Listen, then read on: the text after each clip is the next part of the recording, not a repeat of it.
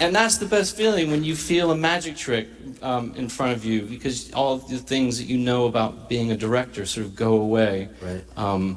And I got to see his movie in the middle of shooting in winter in London, when, you know, I really needed a lifeline and I needed something to inspire me. I was cold and I didn't think we were doing well, and I took myself to the movies on Sunday night, because I was obviously an enormous fan of everything he'd done in television, but it inspired me so deeply and hugely, and it was also a connection back to my country, as peculiar as that connection might be. It actually, ironically, made me homesick.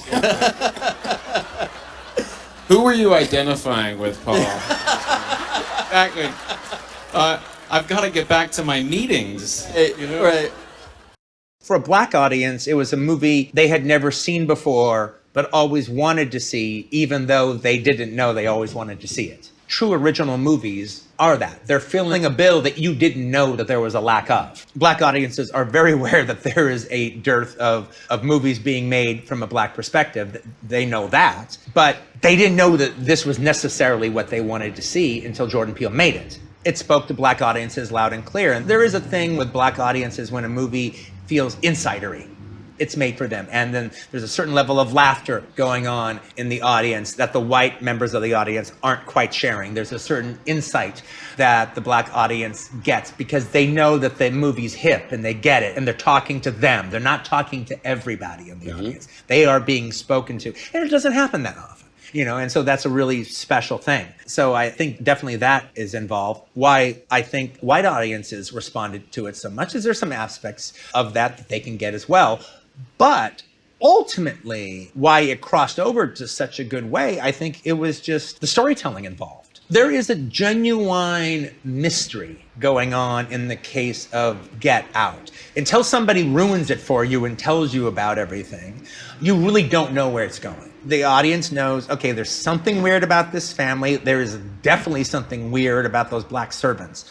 There's something weird about this whole damn place. But exactly what, you don't know. But now you're really watching, because now you're watching a mystery. Now you're watching for something to clue you in. In the case of Get Out, you felt you were in good hands. Okay, I don't know, but I will know.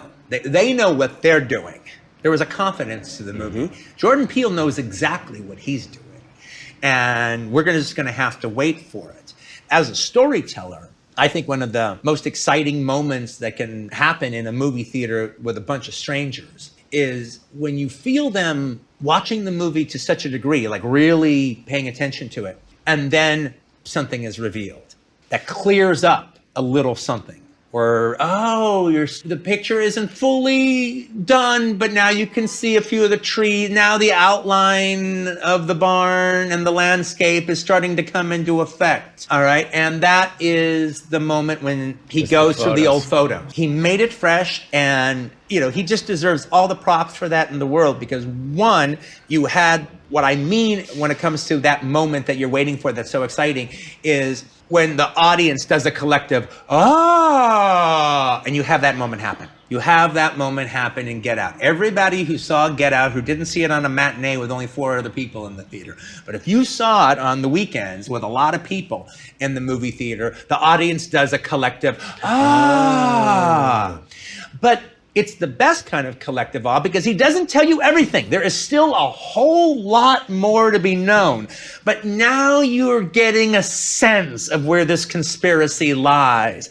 And now you don't quite know that the white girl is, to the degree she is the villain, you don't quite know, but you know there's something shady about her now that you didn't know before. And it's the really seeing the older black maid in the younger guys that you really, okay, this is really effed up. Oh. Black guys, black-white from a black perspective. Black-white from a black perspective. White girl is done shady. White girl is done shady. Okay, this is really effed up.